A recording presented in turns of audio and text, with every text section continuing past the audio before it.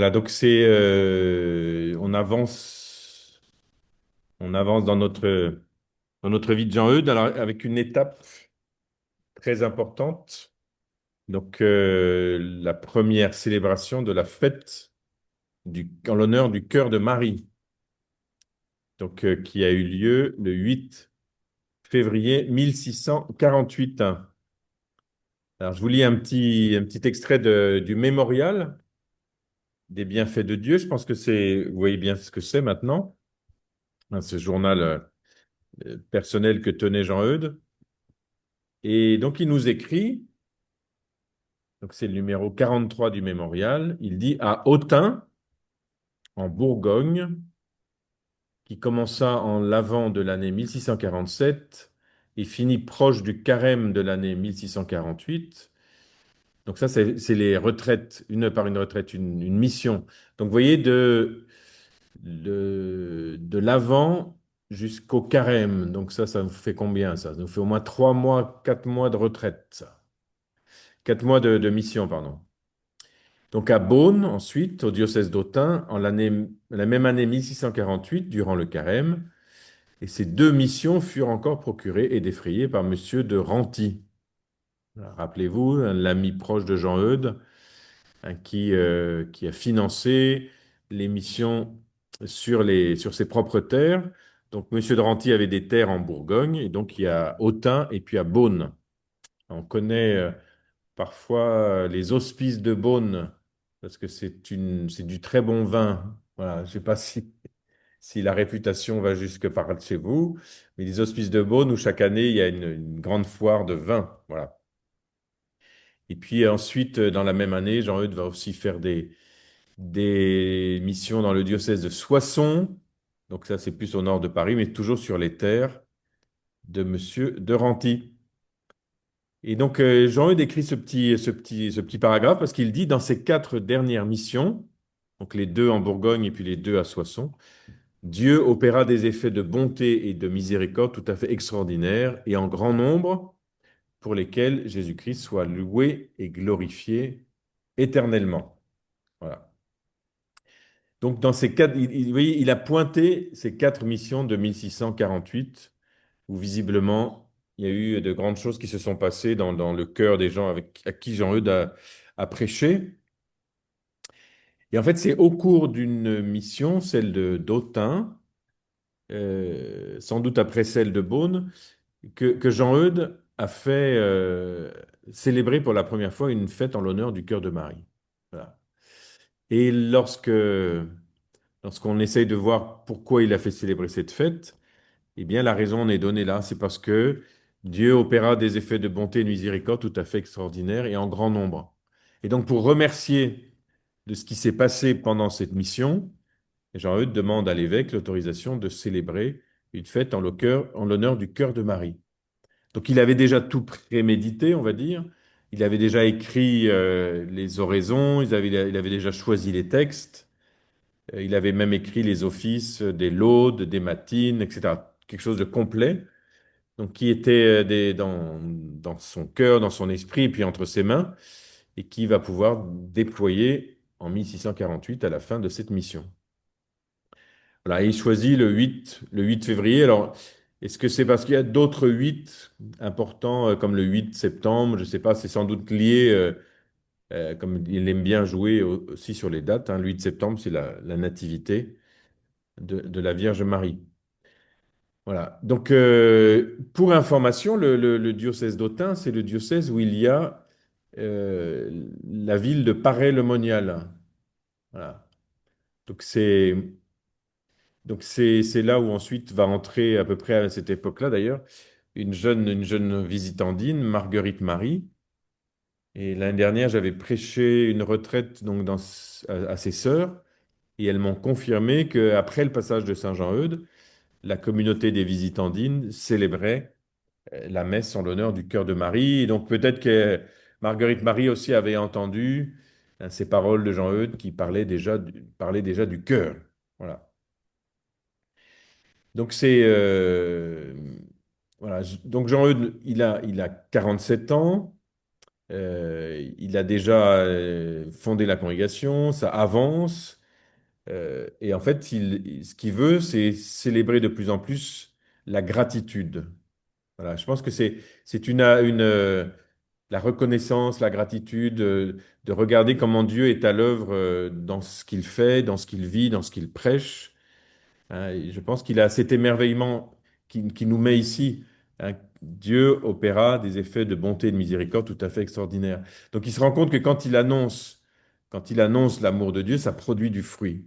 Et en fait, c'est ça qu'il veut petit à petit célébrer, qui le conforte au fond dans ce culte rendu au cœur. Euh, un autre élément qu'il faut ajouter ici, c'est la place de Marie des Vallées.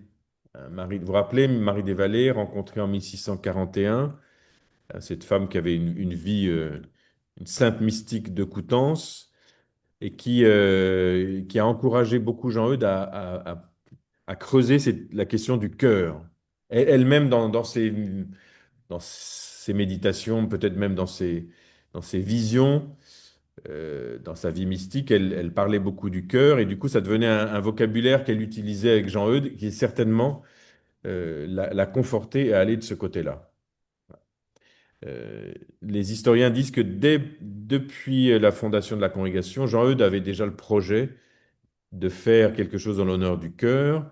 On sait que la prière qu'on utilise beaucoup, comme le disent, la Ave Cor, nous te saluons cœur très saint, était déjà dans la congrégation en 1643. Donc voilà, pour vous dire il y a quand même une éclosion, mais en même temps, ça vient pas comme ça d'un coup. C'est une éclosion qui a déjà ses germes depuis le début de l'activité apostolique de Jean-Eudes, et plus encore lorsqu'il a rencontré Marie des Vallées et qu'il a fondé la congrégation. Alors, peut-être qu'il faut dire quelques mots sur Saint Jean-Eudes et la Sainte Vierge. Je ne sais pas si on l'a déjà fait, ça, je pense pas. Non. Euh, Parce que je pense que ça vaut vraiment le coup de le regarder comme un apôtre marial. Voilà. Il est considéré comme cela par beaucoup, comme un apôtre qui a développé beaucoup un certain culte à la Vierge Marie. Euh, donc, je vais vous donner quelques touches comme ça de son expérience. Lorsqu'il écrit les dernières lignes de son mémorial, euh, il dit, donc c'est le 25 juillet 1680, il dit, Dieu m'a fait la grâce d'achever mon livre du cœur admirable de la très sacrée Mère de Dieu. Très sainte Trinité, vie éternelle de nos cœurs, sainteté du cœur de Marie, règne dans nos cœurs à tous. Voilà. Et donc, ce sont les derniers mots connus que nous avons de Saint Jean-Eudes, qui reconnaît cette présence de la Vierge Marie à travers son livre, où il a voulu quand même consacrer 3 volumes Aujourd'hui, c'est dans 3 volumes, vous imaginez, c'est à peu près 1200 pages, hein, qui concernent le cœur de Marie. Donc, d'un côté, on a cette fête de 1648, où il y a une célébration publique en l'honneur du cœur de Marie, et puis il y a ce livre, Fleuve, de 1200 pages, qui exalte, enfin vraiment, il n'y a aucun traité qui existe aujourd'hui dans l'histoire de la littérature religieuse qui équivale le livre de Saint Jean-Eudes. Donc c'est pour vous dire l'importance que ça a pris dans sa vie. Euh, Vous vous rappelez un petit peu des événements de sa jeunesse, de sa naissance? Tout ça, c'est pas très loin quand même, on en a parlé il y a quelques mois. À chaque fois, qu'est-ce qu'il essaye de faire? C'est de relier un événement de sa vie à la présence de la Vierge. Hein. Il fait aussi mémoire de la manière dont, quand il était à l'école, au collège, hein, il est rentré dans ce qu'on appelait à l'époque la congrégation de Notre-Dame. Donc, c'était un groupe de dévotion mariale chez les Jésuites. Vous rappelez aussi, quand il a célébré sa première messe, il va dire que c'est dans une chapelle et un autel dédié à la Vierge Marie.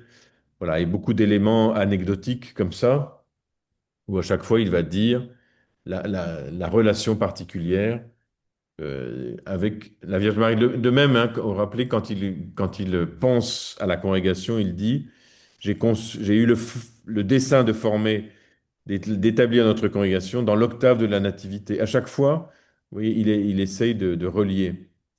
Euh, il y a des témoignages assez rigolos que rapporte le père Paul Milsan dans son ouvrage sur le gros livre sur Jean-Eudes. Il dit, par exemple, les Ursulines de Lisieux racontent comment Jean-Eudes euh, enlève son bonnet de prêtre devant toutes les statues de la Vierge. Euh, voilà, on dit que quand il a célébré une messe à l'abbaye devant donc c'est les bénédictins, il s'est arrêté devant un tableau et puis du coup il s'est arrêté comme en extase et la chronique raconte que des novices sont venus couper des pans de son manteau parce que pour que le considérant déjà comme un saint, voilà. Et puis partout, Jean-Eudes a essayé de remettre en place euh, un culte marial, que ce soit dans les hôtels, dans les chapelles, dans des processions, dans des dévotions, etc.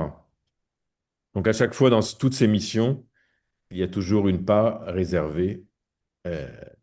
réservée à la Vierge Marie. Euh, voilà, certains ont essayé de comprendre est-ce que Jean-Eudes avait une relation particulière avec la Vierge Marie. Voilà, au-delà d'une composition liturgique ou littéraire, euh, certains, comme le père Paul Milsan, qui est une autorité en la matière, hein, qui ont osé une interprétation. C'est-à-dire que Jean-Eudes aurait eu comme une grâce particulière de garder tout le temps vive la conscience de la présence de la Vierge Marie à ses côtés, on va dire. Voilà. En tout cas, comme s'il y avait une présence toujours avec lui. Voilà. Comme s'il percevait par la foi qu'il n'était jamais seul, mais que dans toutes les circonstances de sa vie, comme il l'a montré à travers son journal, eh bien, il percevait qu'il n'était pas seul, voilà, qu'il était toujours dans une relation vivante. Hein, c'est ce que la tradition catholique a appelé, alors n'ayez pas peur du mot, l'union mystique. Voilà. C'est-à-dire il percevait une présence, la présence de Marie avec lui. Voilà. Donc c'est bon, on ne peut pas aller beaucoup plus loin que ça. C'est pas, vous voyez, c'est pas simplement des anecdotes du coup, mais peut-être que ça dit quelque chose de profond de l'expérience spirituelle de Jean-Eudes. Voilà, de vivre dans le quotidien en ayant conscience qu'il n'est pas seul. Voilà. Alors c'est une réalité pour chacun de nous, mais lui, il en avait peut-être une perception peut-être plus forte, voilà, plus consciente. Bon. Euh, et en fait, pour lui, il va toujours il va relier son expérience du Christ à cette présence de Marie. Du coup, ça va beaucoup compter dans sa manière de comprendre le lien entre Jésus et Marie, puisqu'il le vit dans son expérience personnelle. Oui, c'est pas un truc qu'il a composé quand il dit qu'il ne faut pas séparer ce que Dieu a uni, quand il parle du cœur de Jésus et de Marie, parce qu'en fait, pour lui, c'est l'expérience profonde qu'il vit, hein, et qu'il essaye de traduire ensuite dans, dans, dans une proposition spirituelle. Vous connaissez peut-être un texte tout à fait, je ne pense pas en avoir parlé. À force de parler dans Zoom, je ne sais plus ce que je raconte, hein, mais il y a un contrat d'alliance que Jean-Eudes a rédigé avec ce qu'il appelle contrat d'une sainte alliance avec la très sacrée Vierge Marie, Mère de Dieu. Voilà. À la fin, je vous ferai un petit cadeau. Il faudra me le rappeler que j'ai un petit cadeau à vous faire. Voilà. Et, euh, et donc, c'est un contrat de mariage. Voilà. C'est un contrat de mariage qu'on retrouve dans les œuvres complètes. C'est un acte privé en forme de contrat de mariage où Jean-Eudes établit avec la Sainte Vierge, voilà, comment à 67 ans, il se marie avec elle. Voilà. C'est quand même très étonnant. C'est pas, ça n'a pas été fait pour être publié. Hein, ça a été signé par son sang. Il a demandé que ce soit mis dans son cercueil lorsqu'il mourrait. Et par exemple, il y a cette phrase-là qui, je pense, est très importante, où il dit, comme l'épouse est inséparable de son époux, qu'elle est obligée de le suivre et accompagner partout, je vous supplie aussi, ma toute bonne, d'être toujours avec moi et en tout lieu, en tout temps et en toutes mes actions, pour me conduire et gouverner en toutes choses, selon la très adorable volonté de votre Fils. Voilà, donc c'est écrit comme un contrat de mariage où il y a les obligations. Il dit que le notaire, c'est le Saint-Esprit, etc. Enfin bon, ça c'est la manière d'écrire de Saint Jean-Eudes, mais il y a cette phrase-là qui nous donne un indice très intéressant, vous voyez. Comme l'épouse est inséparable de son époux et qu'elle est obligée de le suivre et accompagner partout, je vous supplie d'être toujours avec moi. Et en fait, ce qu'il écrit là, c'est certainement une description de son expérience. Enfin, l'expérience profonde que son union à Dieu va de pair avec cette relation vivante avec la Vierge Marie. Alors, quel est le regard du coup, le regard spirituel de Jean-Eudes sur la Vierge Marie? Ce qu'il va absolument, tout le temps regarder, c'est la communion. Voilà, la communion exemplaire qu'il y a entre la mère et le fils, entre Jésus et Marie. Voilà. Et, et en fait, il va nous dire, il ne faut pas essayer d'inventer une autre manière de regarder la Sainte Vierge, mais dans toute la logique que je vous ai déjà expliquée avec Vie et Royaume, c'est que finalement, nous essayons de regarder la Vierge Marie comme Jésus la regarde. Hein, vous vous rappelez, le chrétien, c'est celui qui continue et accomplit dans sa vie courante la vie de Jésus-Christ. Lorsque le chrétien prie, il continue la prière de Jésus. Lorsque le chrétien aime, il continue l'amour de Jésus. Lorsque le chrétien sert son frère, il continue le service de Jésus, etc. Euh, eh bien, il dit, c'est la même chose. N'essayez pas d'inventer une relation avec la Sainte Vierge, mais essayez d'entrer dans la même relation que Jésus a eue avec elle. Donc, lorsque vous aimez la Vierge Marie, eh bien, entrez dans l'amour de Jésus pour sa mère. Vous voyez, dit comme ça, c'est vraiment très simple, hein. Comment les membres du Fils, finalement, sont tout entiers tournés vers la mère de ce qui est leur tête. Ça y est, vous arrivez à faire le schéma entre le corps, la tête. Voilà. Donc, parce que c'est comme ça que Jean-Eudes représente l'Église, hein, il reprend ça à Saint Paul, où l'Église, c'est avant tout un corps vivant, où la tête, qui est le Christ, donne toutes les impulsions à tous les membres, où chaque membre a sa place, son rôle, sa mission, sa fonction, et qui sont tous tenus les uns les autres. Et parmi ces membres, il y a membre éminent qui est la Vierge Marie. Voilà. Je vous lis un petit mot de Vie Royaume. Puisque nous devons continuer les vertus et porter en nous les sentiments de Jésus, nous devons aussi continuer et porter en nous les sentiments d'amour, de piété et de dévotion que ce même Jésus a eu au regard de sa bienheureuse mère. Il l'a aimée très parfaitement, l'a honorée très hautement, la choisissant pour mère, se donnant à elle en qualité de fils, prenant d'elle un être, une vie nouvelle, voulant avoir relation vers elle, s'assujettissant à elle, c'est-à-dire qu'il s'est soumis, comme dit Luc 2, prenant conduite d'elle en l'extérieur durant son enfance, l'établissant souveraine du ciel et de la terre, la glorifiant et la faisant glorifier pour tout le monde. Voilà, c'est comme toute la vie de Marie. Et donc il dit, ben, pour continuer en la terre cette piété, cette dévotion de Jésus au regard de sa très sainte mère, nous avons une dévotion spéciale vers elle pour l'honorer très particulièrement. Donc vous voyez, il nous dit finalement, si vous voulez avoir un culte à la Vierge, ben, entrez dans la démarche de Jésus. Je trouve ça très simple finalement, beaucoup plus simple qu'un culte qu'il faudrait inventer. Non, on entre dans les sentiments du Fils à l'égard de sa mère. Et après, Jean-Eudes, il nous dit bien, faites attention, il nous faut regarder et adorer son Fils en elle. Et il n'y a regardé et adoré que lui, car c'est ainsi qu'elle veut être honorée. Parce que d'elle-même et par elle-même, elle n'est rien, mais son Fils Jésus est tout en elle. Il est son être, sa vie, sa sainteté, sa gloire, sa puissance, sa grandeur. Il faut le remercier pour la gloire qu'il s'est rendue à soi-même, en elle et par elle. Nous offrir à lui et le prier qu'elle nous donne à elle. Vous voyez, pour nous, c'est entrer comme dans une relation. Toute chose égale par ailleurs, c'est comme quand Jésus nous tourne vers le Père. Là, il nous tourne vers le Père et il nous prête les mots de sa prière. Quand vous priez, dites notre Père. Voilà. Donc là, c'est la même chose. Nous entrons dans la relation qu'il a avec la Vierge Marie. Donc Jean-Eudes ne va pas mettre en place une dévotion nouvelle ou une nouvelle manière de considérer la Vierge Marie. Bien au contraire, il ne fait rien de nouveau, sinon de nous faire entrer dans les sentiments de Jésus-Christ.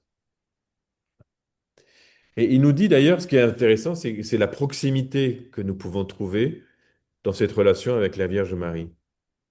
Voilà ce qu'il dit à un autre passage.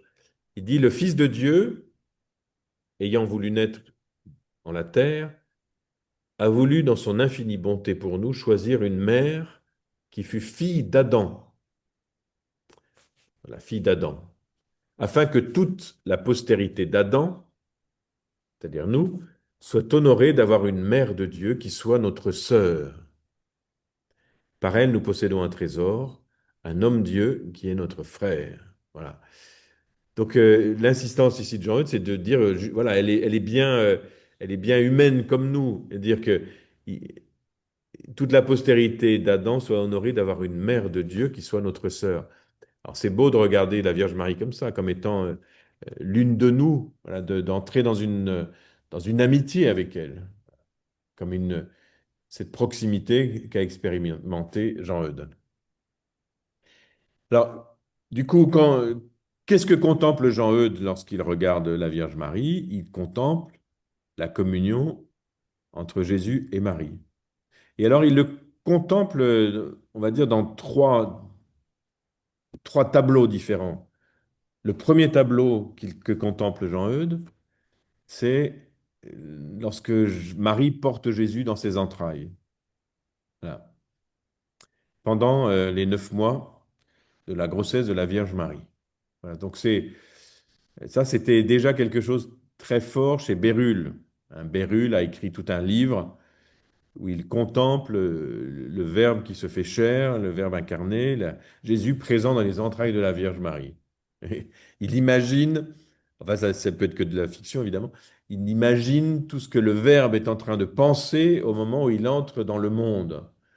Donc, qu'est-ce que fait Jésus? Alors, évidemment, au niveau de l'humanité, il n'y a pas cette pensée, mais comme c'est le Verbe fait chair, eh ben, il pense déjà à tout ce qu'il va réaliser pour sauver le monde, pour manifester l'amour du Père. Donc, ça, cette contemplation de la communion qui est dans les entrailles de la Vierge Marie, dans cette symbiose, on va dire. C'est pour cela que quand Jean-Eudes parle des années de la vie de Jésus, il compte toujours 34. Vous avez remarqué?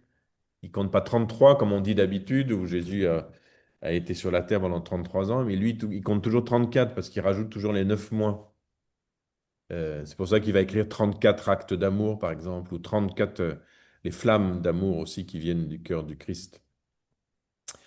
Voilà, donc et c'est très intéressant de voir le réalisme de l'incarnation qui habite ces pages. Voilà. Et donc il y a tout un débordement ici où on reprend, par exemple, que la Vierge Marie, c'est un jardin clos dans lequel va éclore le Fils de Dieu, ou bien c'est la Vierge Marie comme étant le temple de la présence du Fils de Dieu. Voilà. Donc ça, c'est le premier, la grande série de contemplations de Jean-Eudes, c'est cette relation intérieure entre Jésus et Marie, parce qu'elle l'a porté dans son corps. Voilà. Quand il va parler du cœur après, il va dire c'est le cœur bâti du sang virginal de la mère d'amour, pour dire que bah, il y a cette relation très très particulière entre Jésus et sa mère qui est liée à sa maternité, voilà, sa maternité divine.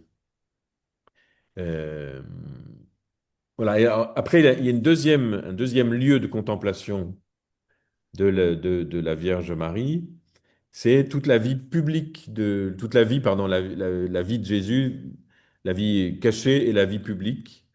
Donc Jean-Eudes va reprendre beaucoup d'éléments, notamment lorsqu'il médite sur les mystères de la vie de Jésus, où il montre comment il y a cette relation qui s'établit entre Jésus et Marie, alors que ce soit dans la naissance, ou bien après à Nazareth, ou bien dans le temple, ou bien après à Cana, ou bien après lorsque Jésus va, qui sont ta mère, qui sont tes frères, etc. et puis jusqu'à la passion, jusqu'à la croix, jusqu'à la mise au tombeau. Donc ça, c'est un autre volet de contemplation. Là, d'ailleurs, il le dit comme ça, la part particulière que la Vierge Marie a dans ce mystère. Donc ça, c'est ce deuxième volet de contemplation. Donc, dans le déroulement historique de la vie de Jésus, la présence de la Vierge Marie qui accompagne son Fils. Et puis le troisième grand volet de contemplation de Jésus, de Marie par Jean-Eudes, c'est justement le lieu particulier où demeure l'amour de Jésus et de Marie, c'est-à-dire le cœur de Marie. Voilà, on y vient. C'est-à-dire que c'est ce lieu de l'unité de la personne de la Vierge Marie, le centre de son être, son cœur, qui, euh, qui repasse dans sa mémoire, qui repasse dans son intelligence, tout ce qu'elle a vécu avec Jésus, et comment le cœur de Marie est la mémoire permanente de la vie de son Fils. Puisque deux fois est mentionné le cœur de Marie, au chapitre 2 de Luc, hein, où il est dit euh, que Marie méditait ces choses dans son cœur. Voilà. Marie gardait ces événements dans son cœur. Donc Jean-Eudes va reprendre évidemment ce passage de Luc et va en faire en disant, voilà, c'est le cœur de Marie, c'est le lieu de la mémoire de la présence du Christ. Donc il va contempler comment le Christ a rempli, hein, le cœur de sa mère. Donc voilà, c'est trois lieux de contemplation, on va dire, hein. Les entrailles de la Vierge Marie, la vie historique de Jésus, et puis son cœur. Et c'est ça que Jean-Eudes souhaite célébrer. euh, et en célébrant en particulier l'harmonie qui existe entre les deux. Vous connaissez peut-être une très belle page de Saint Jean-Eudes sur le cœur de Marie et le cœur de Jésus comme deux harpes. Est-ce que je vous ai déjà parlé de ça? Non? Vous voyez, des harpes. C'est quand Jean-Eudes commente le cœur de Marie comme étant la harpe de David, puisque on parle beaucoup de David, le roi David, comme étant celui qui a composé les psaumes et qu'on le représente souvent avec une harpe. Et donc il dit, bah, le cœur de la Vierge Marie, c'est comme la harpe du roi David, qui est là pour chanter les louanges de Dieu. Mais elle dit, la harpe de la Vierge Marie, elle est très particulière parce qu'en fait, elle est parfaitement accordée à la harpe du cœur de Jésus.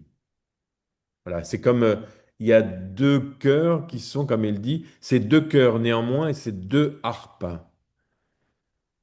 sont si unis, si étroitement ensemble qu'elles ne sont en quelque façon qu'une seule harpe.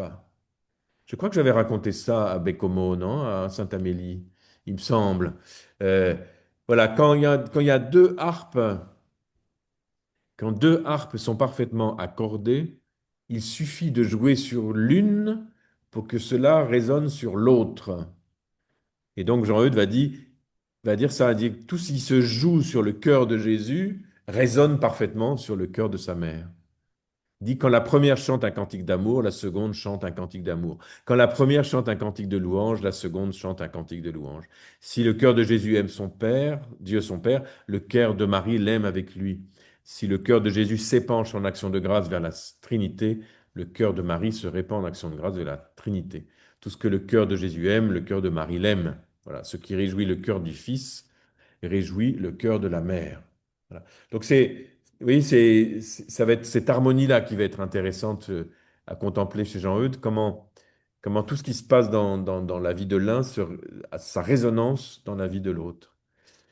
Et le texte de Jean-Eudes est très long, hein, de Jean-Eudes là-dessus, il dit, mais alors c'est là où ça devient intéressant pour nous, il dit, il y a d'autres harpes. Il dit, regardez les harpes des anges et des saints. Et finalement, tous les saints, c'est la même chose. Tout ce qui a été, pas tout, mais une grande partie des notes du cœur de Jésus ont résonné dans la vie des saints. Voilà, ils sont entrés en résonance sur la même harmonie. Et après, le texte termine en disant, mais et vous, chers lecteurs, il y a aussi votre cœur. Voilà. Et le cœur, notre cœur, qui a été fait comme une harpe, pour être sur le modèle du cœur de Marie, le lieu de la résonance de l'amour du cœur de Jésus. Voilà. Donc, vous voyez, et alors, il a cette image à la fin, ça devient grandiose, c'est une espèce d'immense orchestre qui chante la louange de Dieu, hein, dont le modèle, le prototype, ça va être la résonance entre le cœur de Jésus et le cœur de Marie. Alors, moi, je trouve ça enthousiasmant comme vision, vous voyez, c'est de voir que finalement, il y a une espèce d'harmonie universelle avec ces notes qui résonnent sur toutes les harpes, c'est-à-dire dans tous les cœurs. Et on y croit hein, que ça arrivera un jour. Mais voilà, et le premier, finalement, le premier cœur en qui l'amour du Christ a résonné le plus, ça a eu le plus de résonance, c'était le cœur de la Vierge Marie. Voilà. Ce que Bérulle va appeler, en disant que la Vierge Marie, elle est pure capacité de Jésus. La pure capacité de Jésus, c'est-à-dire elle est parfaite résonance. Après, en 1854, donc vous voyez bien, 2 siècles plus tard, et l'Église dira la même chose lorsqu'elle parlera de l'Immaculée Conception. C'est que finalement, il n'y a pas de fausse note. Voilà. Il n'y a pas de fausse note, mais il y a une parfaite résonance entre ce qui est dans l'amour de Dieu et résonance dans l'amour, dans le cœur de Marie.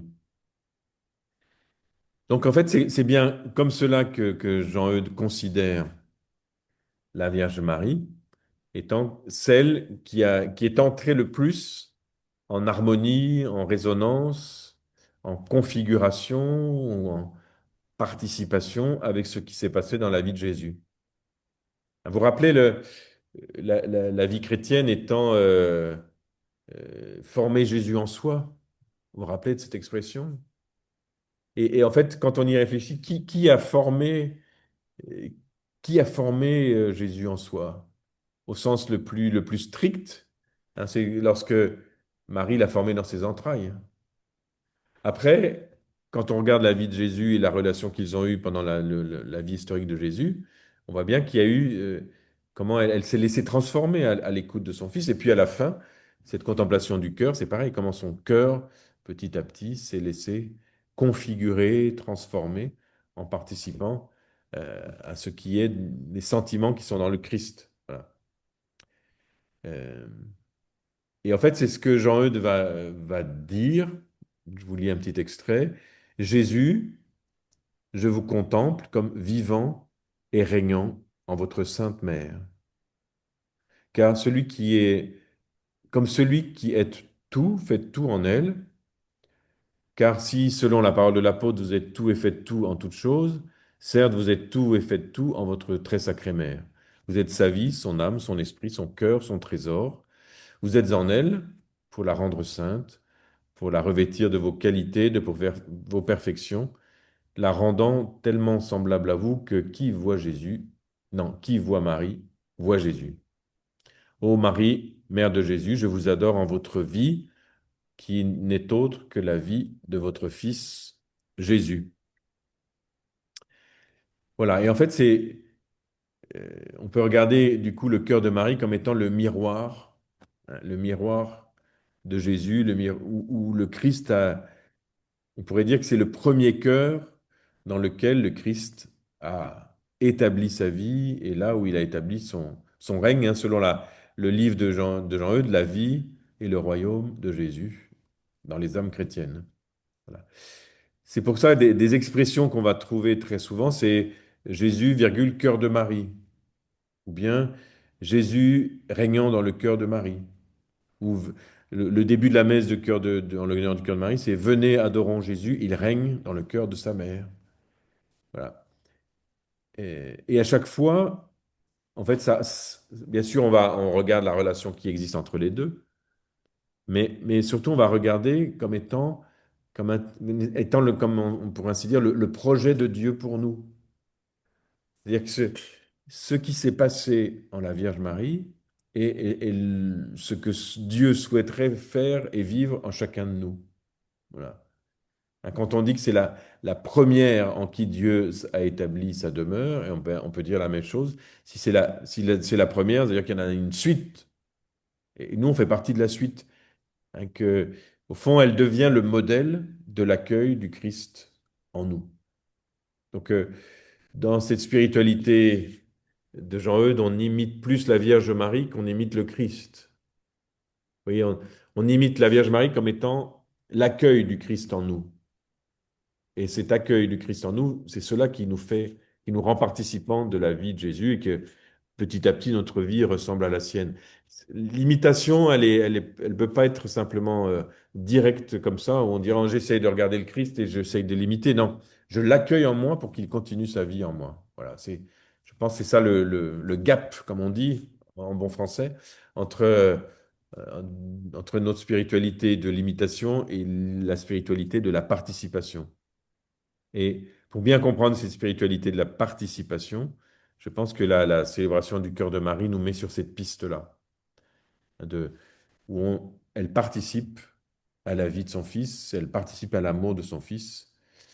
Alors, elle fait autre chose. Voilà. Elle fait autre chose. Elle est celle qu'on regarde comme étant le modèle de notre vie chrétienne, mais elle n'est pas non plus simplement un modèle qui reste extérieur.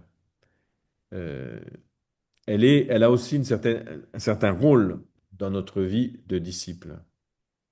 C'est-à-dire que la Vierge Marie, elle aussi, comme dit Jean Eudes, je vais vous lire un autre extrait, comme le Père lui a donné le pouvoir en la revêtant de sa divine vertu par laquelle il donne naissance à son Fils, et de concevoir ce Fils dans son cœur, aussi il lui a donné puissance au même temps de le former et de le faire naître dans les cœurs des enfants d'Adam et de les rendre par ce moyen membres de Jésus-Christ et enfants de Dieu.